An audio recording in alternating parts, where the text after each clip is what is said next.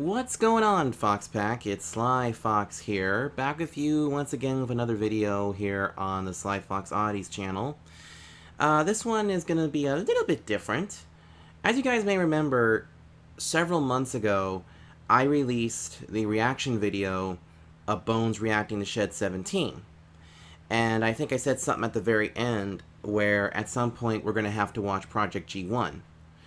Well, he couldn't wait until, our schedules aligned. So he went ahead and he decided to watch it on his own and react from there. And he decided to give me all the footage of it to show you guys. Now, mind you, though, that this was all filmed at a time before I had a true persona, or for that matter, anything really at that point. But what you guys are about to see and hear is him reacting to Project G1. Now, Project G1 is a bit more dark than Shed 17, and also quite a bit louder too, because I just got done editing this by the time you guys are hearing this right now. But I am going to warn you all, there is one jump scare that I will warn everybody about, and if you guys want to know where that is, there is a timestamp in the video description below, so you guys know exactly when it's going to take place. It's going to happen pretty quickly. It's going to happen pretty much early in the event. Otherwise, I don't think you're going to see any more jump scares from there, I don't think. But anyway, I do know that Shed 17 surpassed 100 views, which was quite amazing. I am shocked that it actually got past that much. But still, thank you guys so much for tuning in for that, and hope you guys enjoy Project G1. So, if you guys enjoyed seeing this and you want to see more reaction videos, or other things here on the Oddities channel, make sure you leave a like and a comment, and don't forget to subscribe to my other channels, which are Sly Fox Racing and Sly Fox Games. Also, before we wrap it up, I should probably do a warning. So, here we go. Warning, this video contains graphic images and scenes of death, as well as other disturbing things that might not be suitable for children. Project G1 is not a children's movie. Viewer discretion is advised.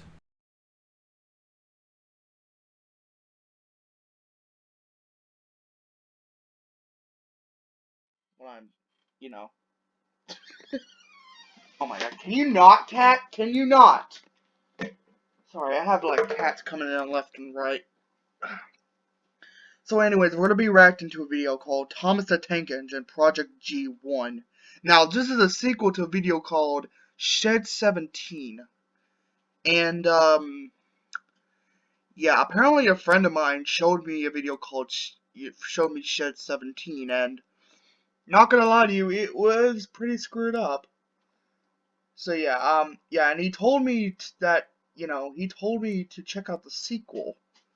We were gonna check it out. I was gonna check out the sequel sometime in 2019, but curiosity got the best of me, and yeah.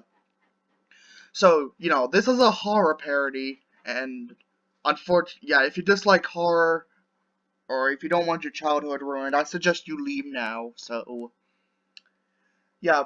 Yeah, but anyways, I'm a fan of horror, so I'm probably going to enjoy this, just like I did with Shed 17, so, alright. Let's get started. It's 15 minutes long. I hope I have enough space. Alright, let's begin. Hold on, let me move this out. Don't freaking do that, please! Good God! Oh God, that actually hurt my ears. What we got this time? Loyalty, honor, respect. When you lose even one of those, you take something away from those around you. The ones you love, your friends. We let down those closest to us, without ever realizing we'd done so. The people that didn't leave work at night. They worked the railways for the love of railways. They weren't silenced. They weren't subdued. They just didn't have anything to object to. By the time they realised there was a problem, it was too late. We didn't stifle them. We didn't lock them away. We didn't lie to them. We committed the worst sin of all. We just didn't listen.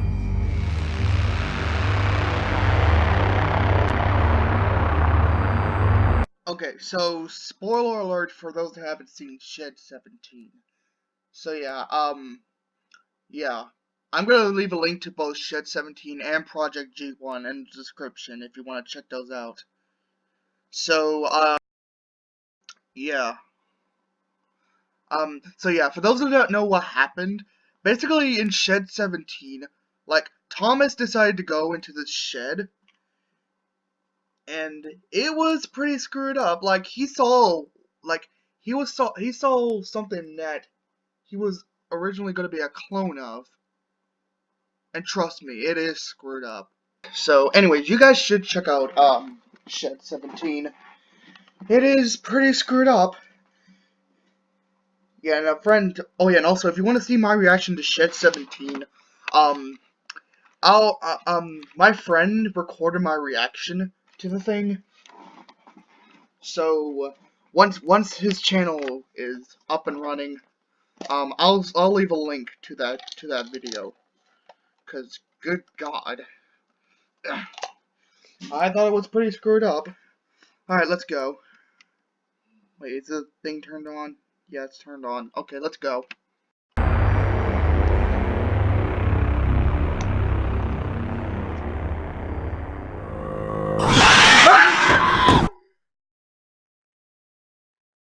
my God! That scared me half to death. Oh my God! Oh my God! Was it the Five Nights at Freddy's 3 jump scare?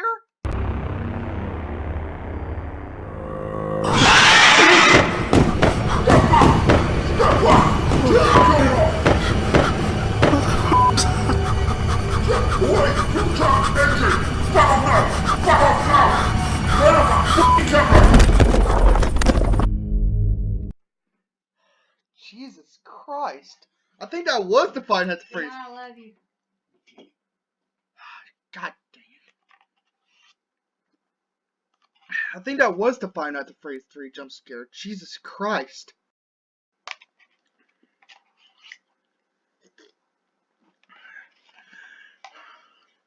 I remember seeing that beast, but Jesus, hold on. Let me take another look at that guy. Hold on.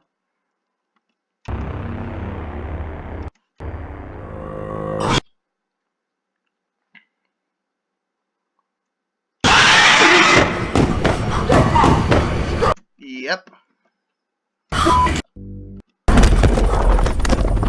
Jesus. On the 6th of October 2015, the world was reintroduced to the horrors and suffering that began on a small island off the northwest coast of England. I don't think the documentary showed anything we didn't already know. People had just become desensitized to what had happened to Thomas and his friend. Hold on, I need to tell my friend about this. Hold on.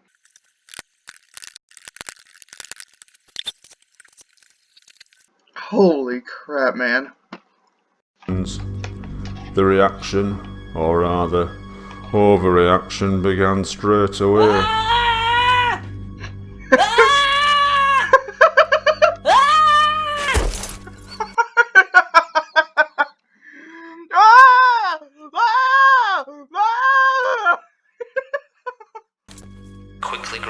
This young man in the USA had become so traumatized by Shed 17, he had memorized all the dialogue and would do nothing but watch the program in a loop, mouthing the words. The town was buzzing with news of her pregnancy. He would later be taken away to a psychiatric unit. Many viewers would be offered similar treatment, often being asked to illustrate what scared them, and confronting it as a successful therapy. This young man began making his own model railway stories as a form of treatment. Soon many of these people would be allowed limited access to the outside world, even beginning to form social connections to people, and in some cases, form friendships. After the Thomas incident became public, the tourist trade began to dry up.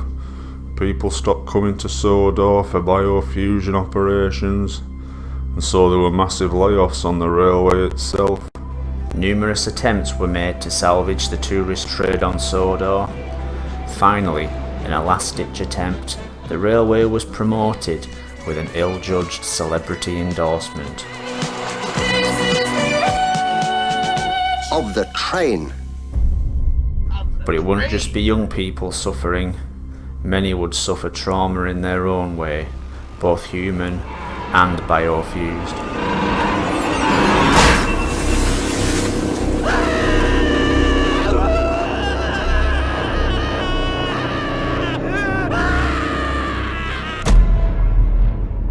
With the documentary came the public outcry and the media's need for a scapegoat. The Goetze family were in hiding. The fat had vanished with all his money, and there I was, in full public view, being blamed for the whole thing. Do you want to apologise? Because frankly, you should know better than that. Bloody hell. Oh, good God. Ugh. First it was freaking almost puking his guts out. Then now he craps himself. Beautiful. I was finally given the chance to tell my side of the story on national television, tell people what actually happened, and acquit myself in the eyes of the public. Mr. Hartley, are you to blame for the events on... Wait. Hold on, let me guess. Crapping himself? on Sodor Island? Well, let me tell you, I am not. I am totally to blame for what happened to Thomas and all his friends, and I'd do it again tomorrow. Last time I go on Channel 4. But the public outcry would bring an anonymous whistleblower out into the light. Someone who would reveal more facts about the events on Sodor Island, both before and after the Thomas incident. I worked closely on the television series in the early 80s, so I was around the engines at all times. It's only now, after I can't make a difference to those engines' lives, that I've heroically decided to speak. As the government finally relented and shut down the whole biofusion operation on Sodor, a tragic dilemma faced the scientists. Some people were still in the biofusion process. Being in process is the last place anyone wants to be. They had to complete their procedures quickly, or they'd be left to die. That meant turning them into the simplest form of life that existed. Trucks, particularly the faceless ones, rarely had the brain capacity to retain long-term memory. They were the lucky ones. I can't imagine a worse hell than being a truck. Fortunately, most of them didn't live long.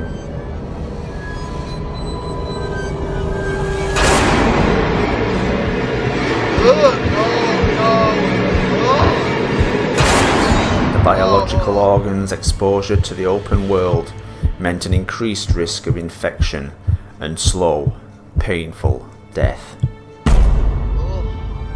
Fearing being shut away forever, some trains would seek opportunity elsewhere. Chris Duck Dixon and Oliver Surname's dream was to work on the famous Sodor Railway. They were childhood friends who shared the same love of trains. They'd made a pact to become engines. Sadly, it came too late. The ban on biofusion came into effect just after Oliver and Duck were looking forward to working on the railway. When it looked as though they would be locked away forever, the Japan Railway Group offered them work on their railway. Duck and Oliver jumped at the chance. The travel was paid for by the Japanese railway, and they couldn't wait to be there. Unfortunately, arriving in Tokyo, Duck and Oliver would find that, under Japanese law, they weren't recognised as human beings, and so had no rights at all. They would soon learn their true fate.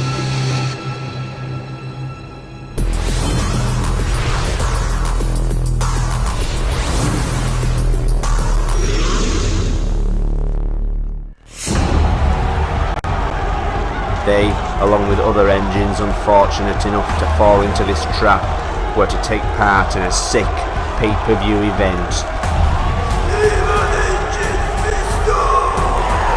2 years apart, these two fighters, and they both possess a similar height and reach.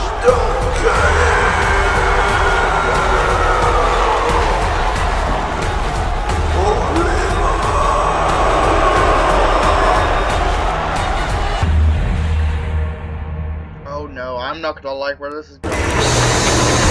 Nope, nope, nope, nope. Hold on. I'm pretty sure those engines were biofused. Yeah, I'm pretty sure these engines were biofused.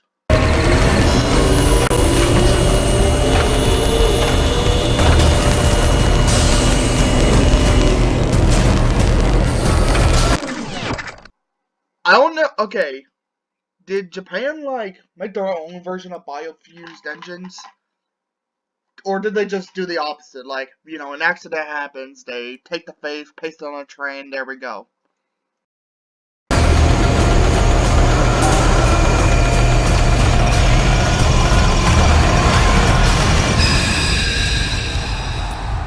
Fitted with pneumatic joints, stabilizers and supports, they were ready for the main event.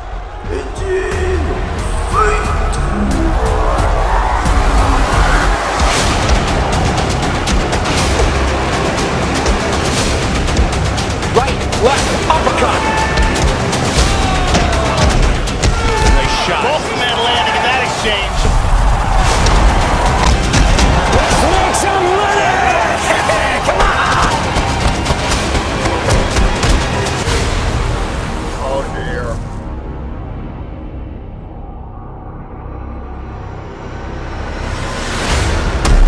Oh.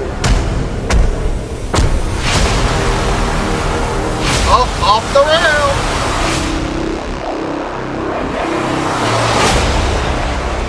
They both knew this was a battle to the death, so they had to put their friendship aside. There was only one way to survive.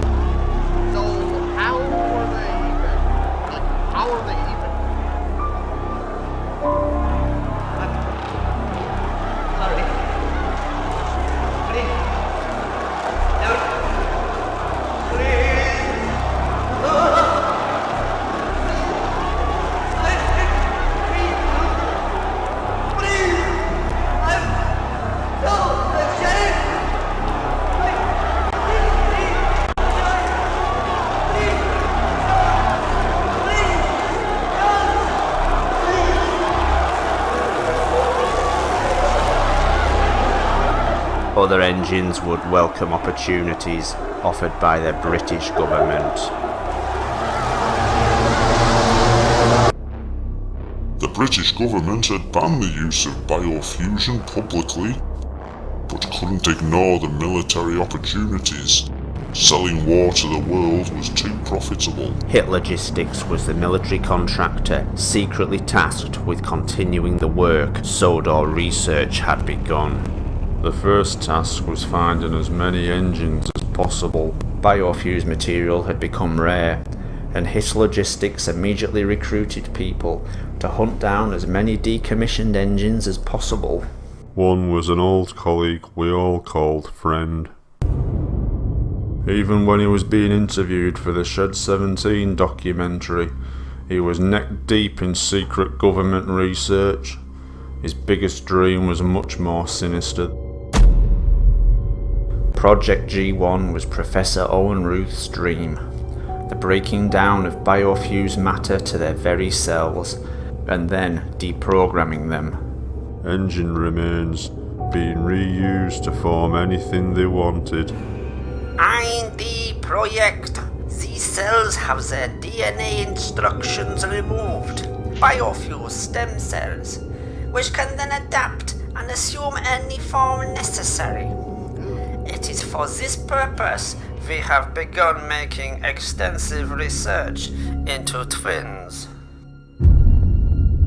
Annie Clarabella and Kevin Diesel had met as rail enthusiasts, fallen in love, and gotten married within weeks of meeting.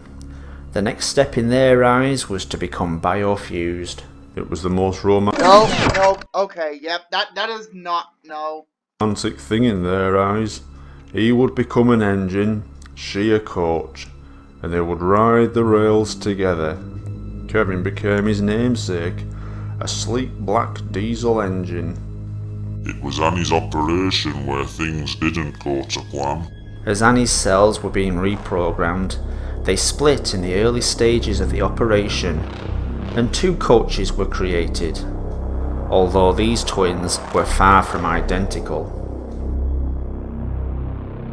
People started to notice just how many twins were being created on the island, but the questions were brushed off or ignored. In an effort to deflect criticism, Annie and Clarabelle, the first 2 biofused coaches, were put into service straight away. Everyone was very excited. No one seemed to ask about where all the organic parts were in a coach.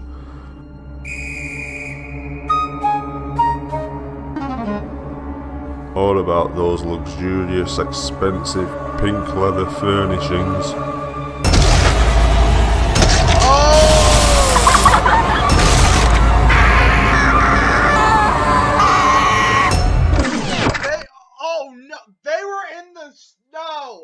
No, that has gotta be the worst decision ever made. Good God. In the seats.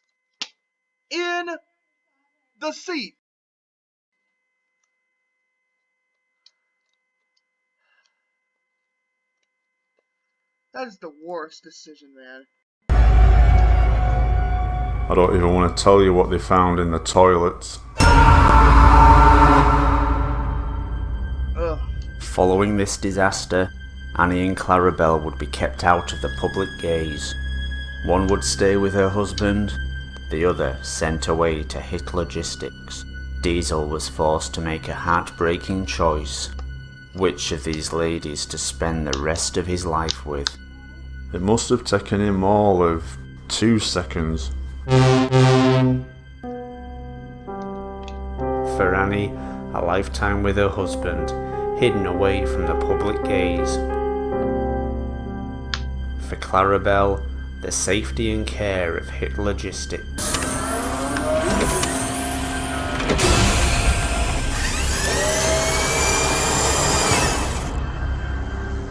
Hit Logistics weren't just interested in how twins were created.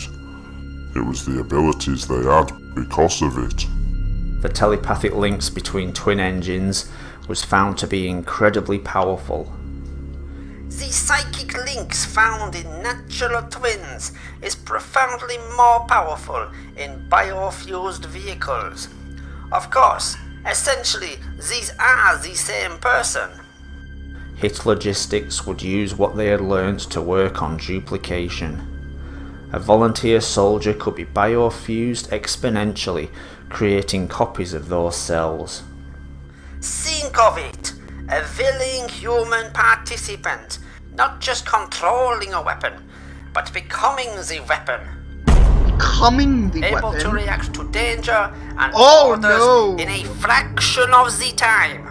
To maintain the secrecy of these illegal experiments, the soldiers' faces would be covered up, so that the only giveaway was a cry of discomfort when a vehicle was damaged or a tank shell was fired.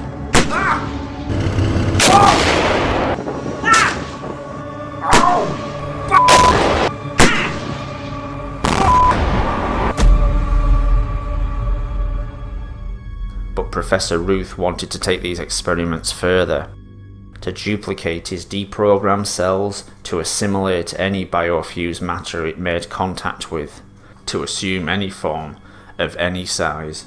Think of the possibilities. A weapon dropped into a city that can take any form it wishes, and adapt any organic material it finds. Whole communities of people removed and left empty for occupation. Stage 1 is the secure storage of biofuels genetic matter in stasis. Stage 2 will involve the release of this material, in secure conditions of course. To release this material in an uncontrolled state would be disastrous. There was nothing they wouldn't try in that place, even experimenting with mirrors. As well as mirror testing, work on twins would become more extreme, to test just how far the telekinetic link in biofused matter would go. For one set of twins, the link would go too far. Whilst unseen horrors were administered on Donald, the doctors and specialists at HIT Logistics could observe in full detail the torture as an unbreakable bond with his twin would tear Douglas apart.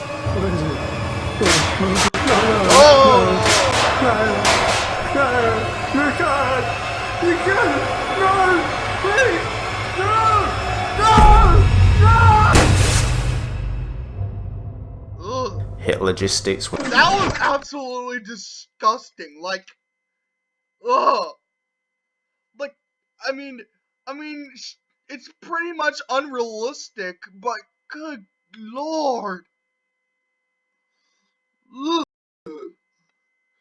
Ugh, good god. As I said in the Shit 17 video, I put in the comments section, and I quote, somebody needs to make a game out of this. Somebody needs to legit make a first-person horror game or something about this crap. Jesus Christ. Good God. Put it in the description, not for the faint of heart. Jesus. Would also be seen as a welcome refuge from another threat on Sodor. Steamies, we called them. They started out as rail enthusiasts, train spotters. They loved engines, but where was the harm in that?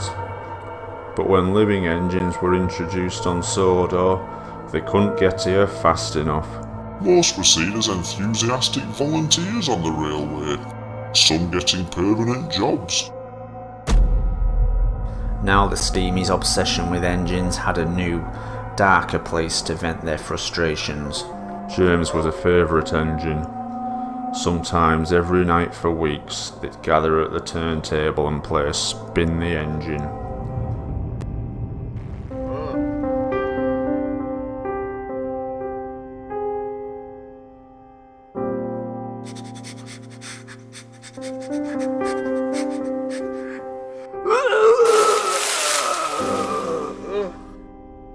This security footage, hidden by Sodor research until now, shows Gordon desperately pretending he couldn't fit on the turntable.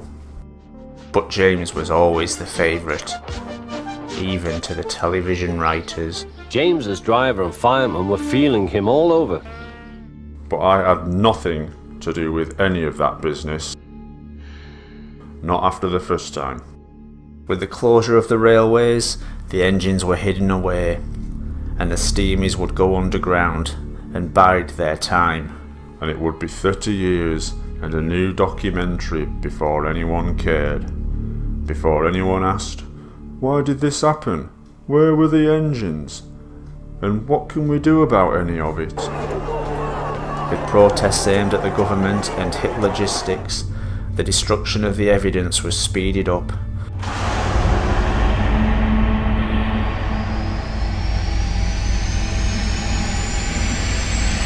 Unnecessary engines would be incinerated, quickly and brutally. Oh no. As easy as signing a form, ticking a box or waving a flag, the engines we knew and loved were murdered in the most efficient way possible.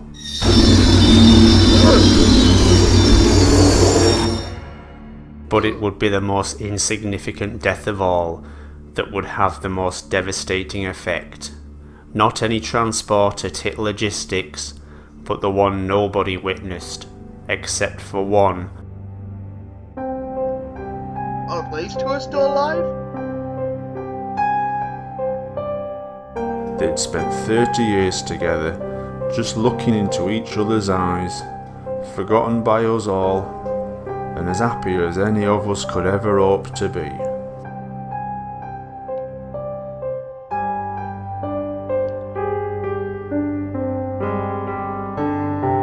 As Clarabelle was disposed of, no one but Diesel knew what happened to her twin, nearly 20 miles away.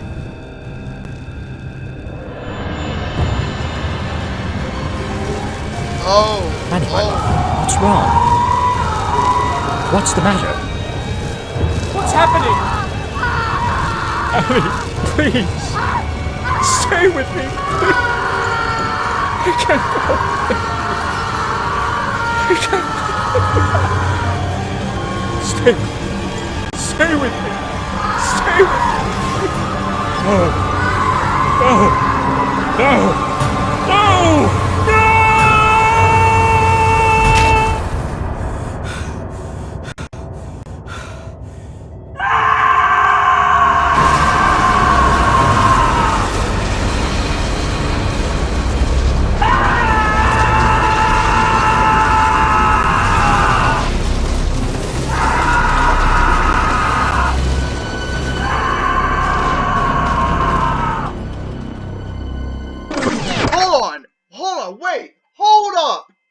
Hold up!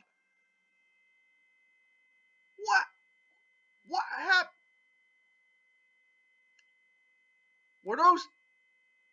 Huh? I don't understand what happened there. What happened there? Can I please have an explanation? Are you gonna give me an explanation, Mr. Paul? He might not be able to give you an explanation, but I will. So, what you saw there, Bones, and what you saw there, audience, was basically Annie spontaneously combusting. If you guys remember a little bit earlier in Project G1, it was mentioned that Annie's cells split during the surgery. So it created two of the same, or basically two coaches. But if you actually caught it a little bit earlier, somebody said that they were testing to see if essentially the twins were the same person. So in other words, if twin vehicles, cars, or coaches were made, and one of them dies, then that means the other half will die a little bit after that. So that's the reason why, my friend. Anyway, back to the reaction video, and good lord, I think I broke Bones with this one. Whew, dear. But it wasn't over for Diesel. He had to get out. As terrible as seeing his wife perish was, the worst was yet to come.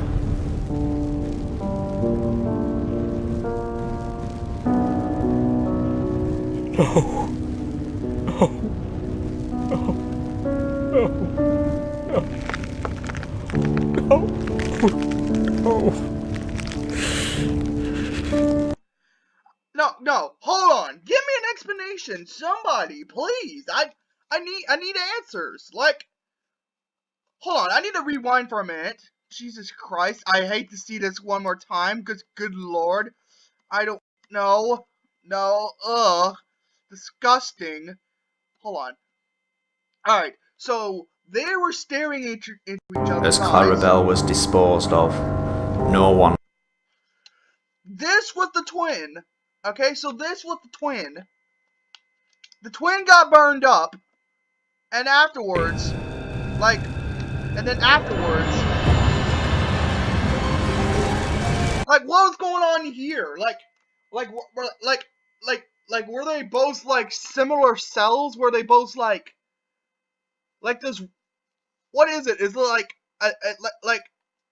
20 miles away, did they say? Each cell is, 20 miles apart. One gets burned, and the burn transfers to the... I don't understand. Can somebody please give me an explanation? Because I am not that scientific. Good no. Good God, Skip. Good Lord Almighty.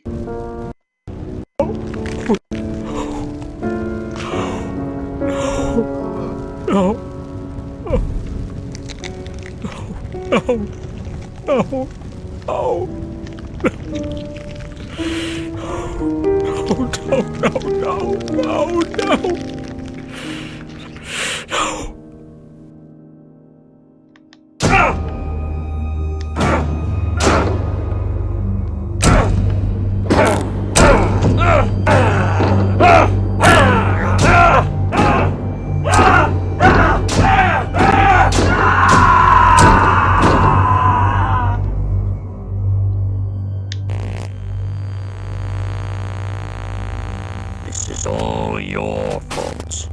You'll never laugh at me again.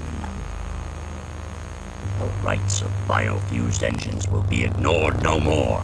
The secrets of Sodor will be revealed. The state-sponsored torture of engines must be stopped. Diesel would form the Sodor Liberation Front. His dream was to make Sodor Island a home for engines and other transport, free from the tyranny of human beings. And we will not stop until the island of Sodor is recognized as a refuge for all engines. Meanwhile, the remains of the engines would be disposed of. The remains at Hit Logistics would be moved off-site to a quarry in the Blue Mountains of Sodor. 6,000 pounds of desiccated biofused matter. Its location, the real mystery. And tending to this top-secret site was the only engine in the UK still being illegally operated. Oh, we can get him to do pretty much anything we want to. You know, a bit of the black stuff. This undercover footage reveals how Ferdinand was being forced to work, controlled by his addiction to Welsh coal. Come on, that's right. Yeah, you gonna work for it? Yeah. Do you want some of this? We use Welsh coal to get the weaker engines started up, to give some engines a kick when they were struggling to get up in the morning. We never realised all the effects it was having on some engines. Here the coal, man. No? What are you looking at me for? Oh, let's all look at funny engine. Is that right? Let's all look at the funny engine. You don't look at the funny engine. Welsh coal acted as a narcotic on the engines. Prolonged use would lead to addiction and dependency.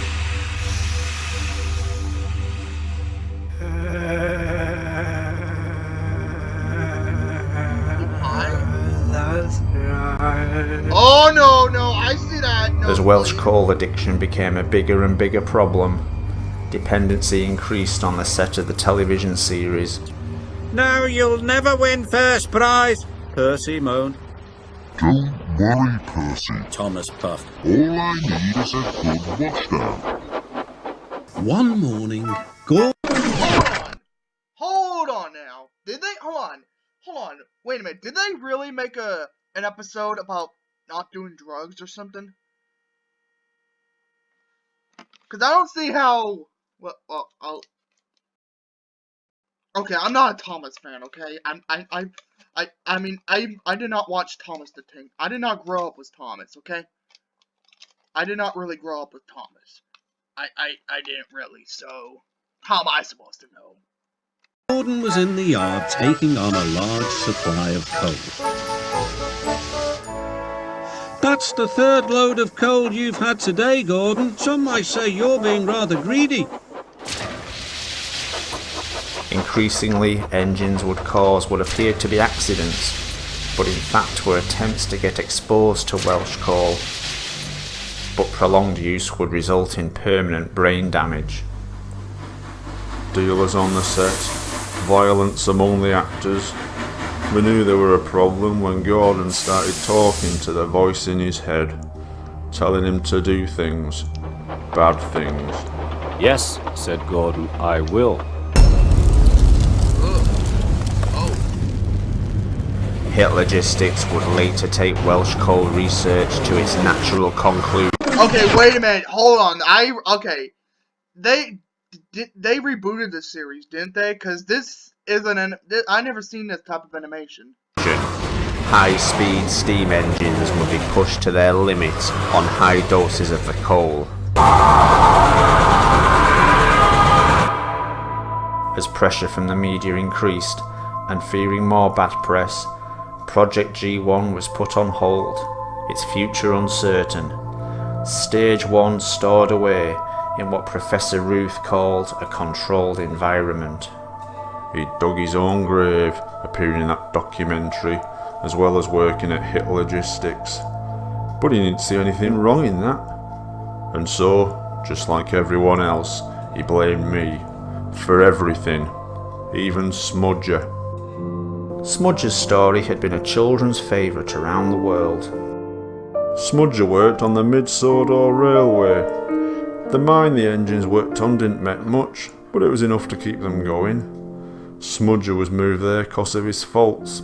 His wheel alignment was off, meaning he'd come off the rails too often. Unfortunately, the cash-strapped mine company couldn't afford the repairs. Their solution would be barbaric. Oh no.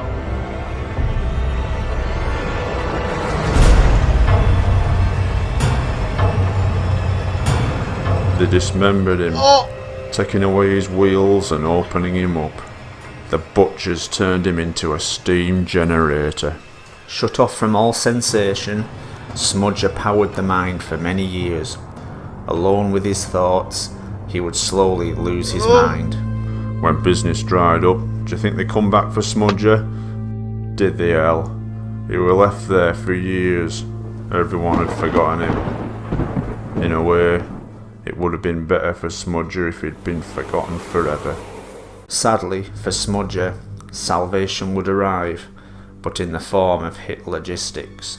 Professor Ruth was still eager to find as much biofused material as he could, but Smudger had changed over time. Smudger had remained in the same place for nearly 30 years.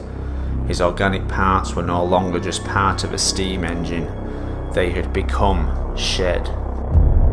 Smudger and the shed were one and the same. They couldn't be removed. Hey, no, please, wait, no, please, no, oh God, no, no, no, please, wait, no, please, no, God, no.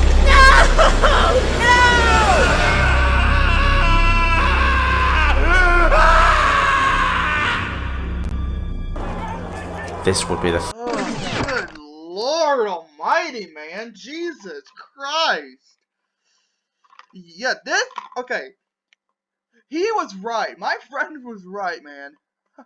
I'm not gonna mention his name yet because his channel's not up yet. But you know, he was right. This is even more gruesome than the original. Good Lord.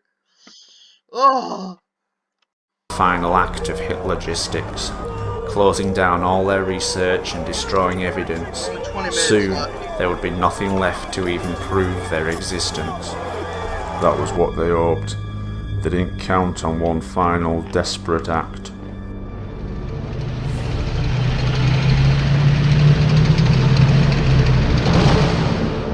Why is the crane biofused anyway? Like, what person decided oh, okay, I'm gonna die and become a crane? Who said that? Oh, no! Oh my god, did that hit anyone? Nope, but that sure did destroy the place. Cranky had been driven mad by all the things he'd seen working for the government, but the worst thing was having to keep it quiet for all those years. Unfortunately, Cranky's genetic structure meant he couldn't turn around fully, not without breaking the entire circulatory system to his head. Effectively, he was condemning himself to a painful death.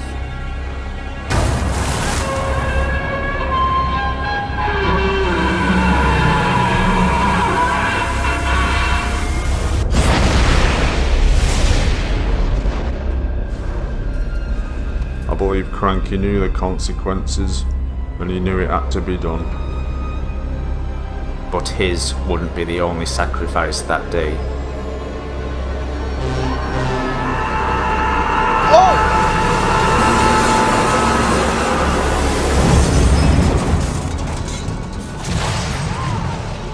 I don't believe he was evil, or that he wanted to kill anyone. He just wanted to show the world what the government was trying to cover up. He didn't know what was in there, or the damage he'd do. Diesel had veered into the now secured stasis container of Project G Stage 1.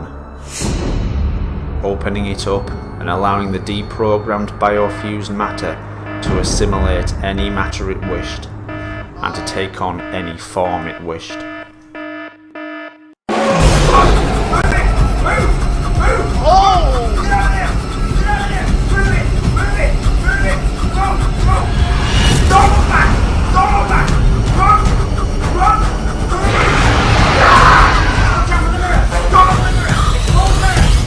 Lads, I looked at the mirror.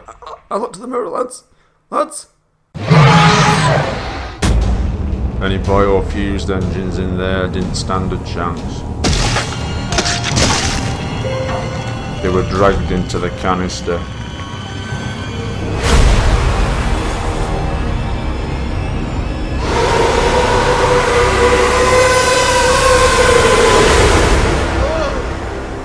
And then we all got to see it in its natural state.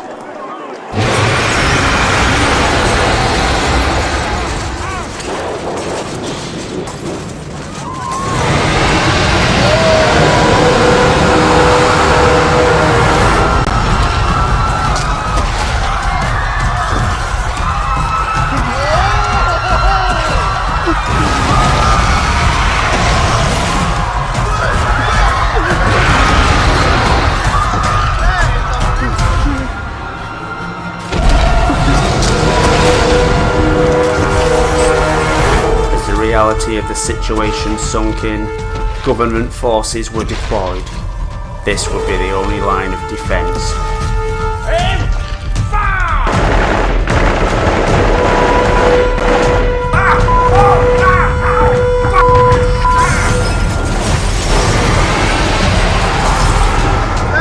But Project G1 was more than capable of defending itself, and would take whatever action was necessary.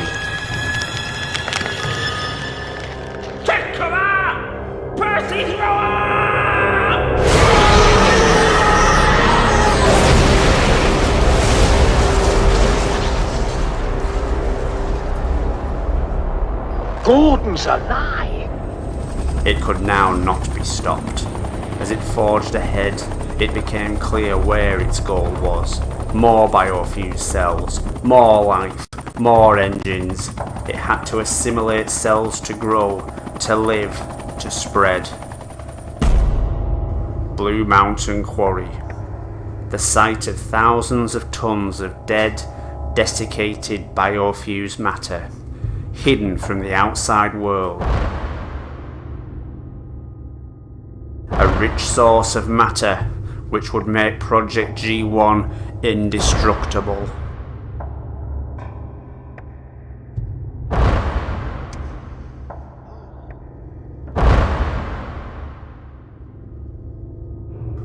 It were drawn here to be with its own kind, the last vestiges of Sodor's engines. It was trying to find peace.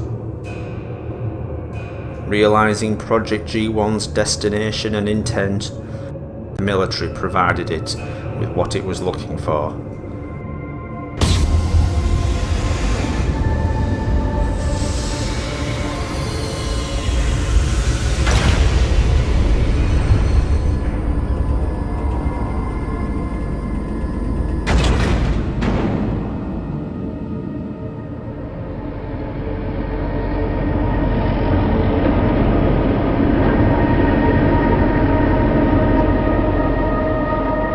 The last engine whose fate everyone had asked about for years.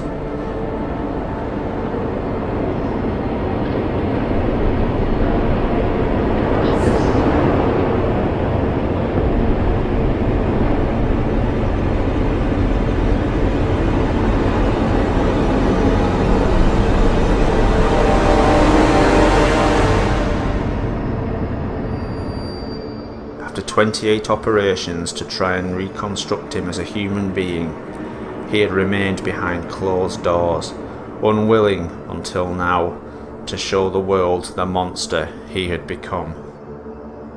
That wasn't the Thomas I knew. That wasn't an engine or a human. It were a creature mutilated by surgeons and engineers alike. Unable to react to the outside world at this stage, Thomas was the last chance the military had to stop Project G1.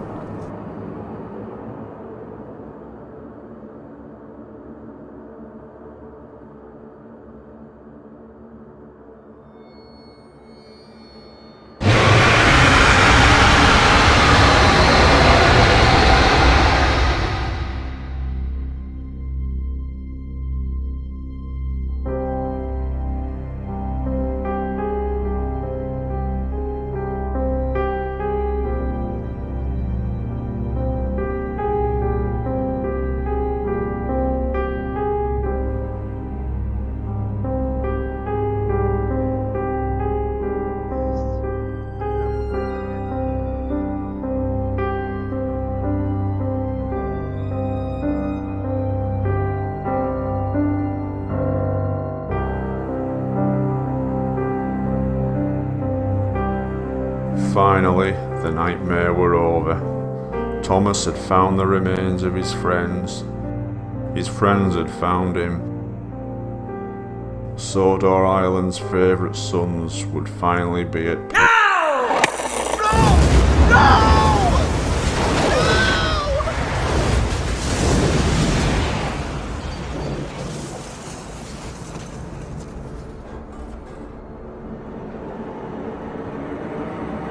The mystery of the Blue Mountain had been solved.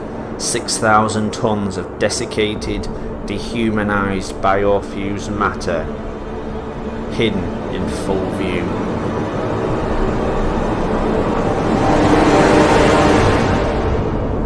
And now used as a weapon.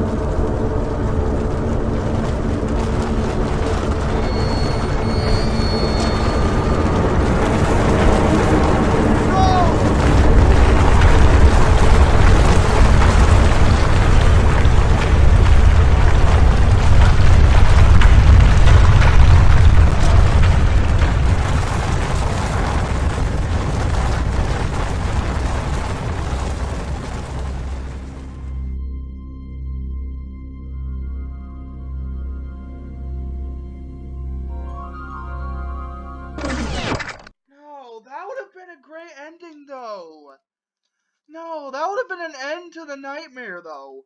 I mean, a nice little friendly reunion. That would just be, that would be that.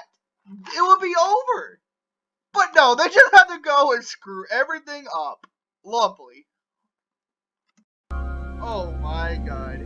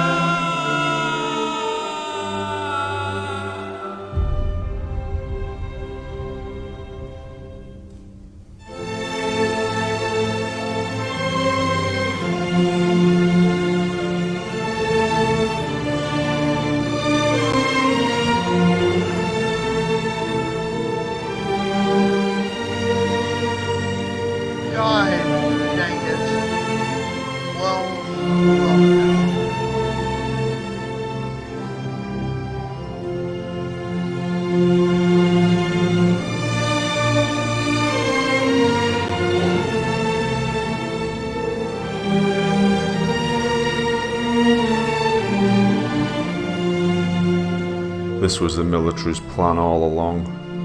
There was never any intention to allow them some kind of peace. And with that, Thomas lost his only link to the past. Now all that's left is his reanimated pneumatic body, a confused mind that lost everything. With his past the only thing left to torment him, Thomas decided to leave. He'd seen everything.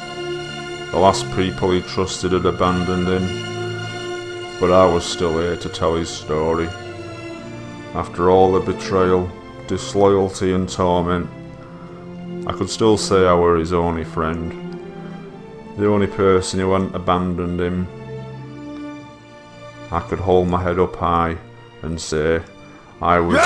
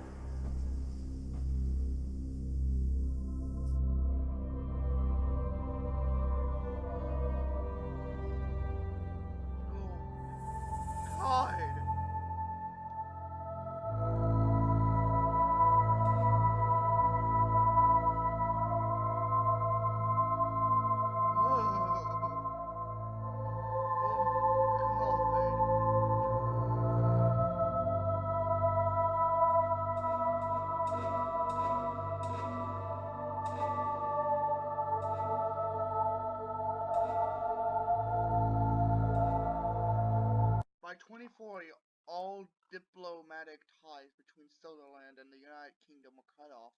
Since then, no human has set foot on Solar, and no biofused engine has had contact with the outside world.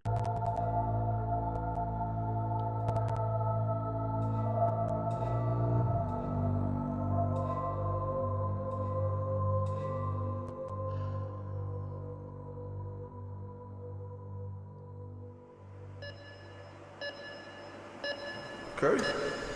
Keith? Keith? Can you hear me, Keith? Can you hear me, Keith? Stay with me now. Stay with me now. Okay, we have to shock him. Clear! That will not be necessary. Who are you? Who is this man? What's he doing here? This man is in our care. You have no right to be here. Relax, Mr. Hartley. You are in our capable hands now.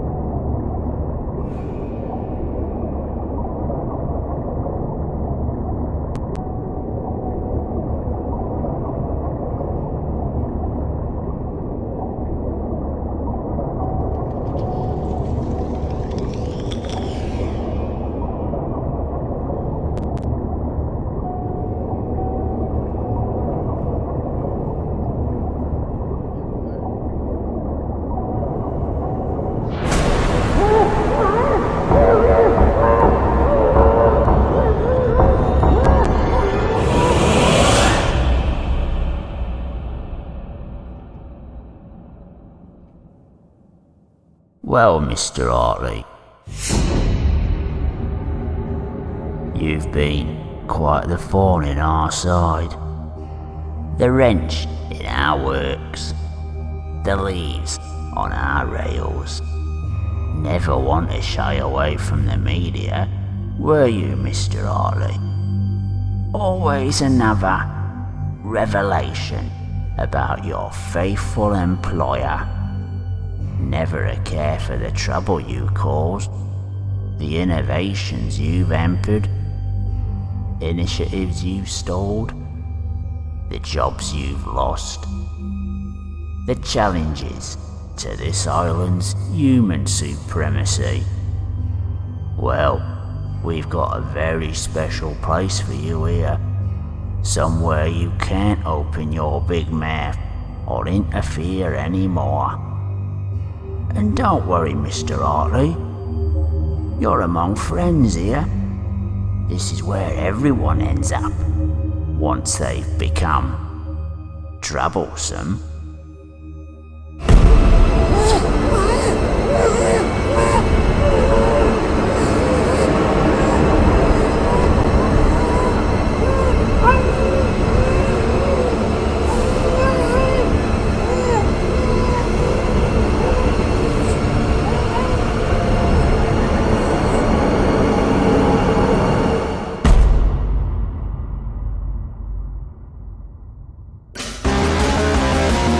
Excuse me?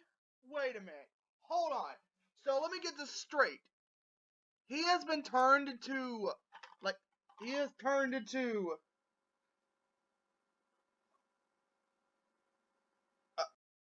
That was... Okay, that was somewhat interesting. Holy crap, I've been recording for an hour. That's a new record. Wow.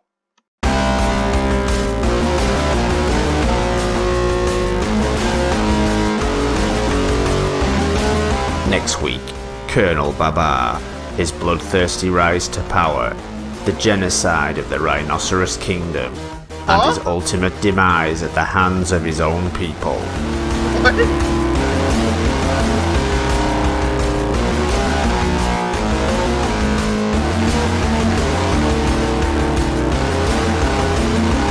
Oh my god, that was very interesting. Holy crap. Oh my... Oh, comments are disabled? No, come on! Really? Come on. You've gotta be kidding me. God. Hold on, let me read the description of this. Following the public hysteria following the broadcast of the Shed 17 documentary, further revelations are uncovered about the events on Soder Island in the early 80s. However, a much more sinister force threatens the remaining engines of Soder Island. Following the revelations of an anonymous whistleblower, a shocking series of events will lead to disaster. Follow Keith Hartley as he guides us through another magical story of love, betrayal, and ambition. Well, I'll be darned. You know what? I'm gonna subscribe to this person. And you know what? I think we're gonna check out some more. You know what? I believe. Yeah. I think yeah. If I'm not mistaken, yeah. There's lots. Oh, really now? Project G1 deleted shot. Huh. Okay, I gotta check this out.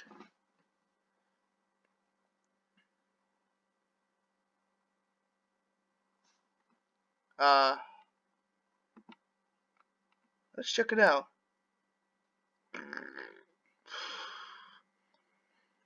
Nice. Hold on.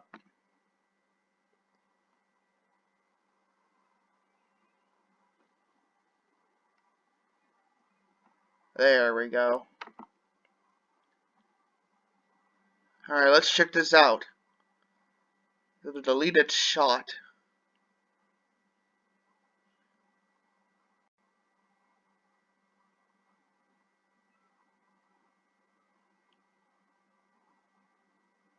What is this?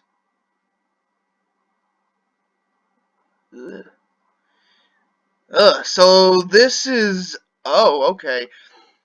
So this is from the front... This is from front to back. Okay, that's interesting.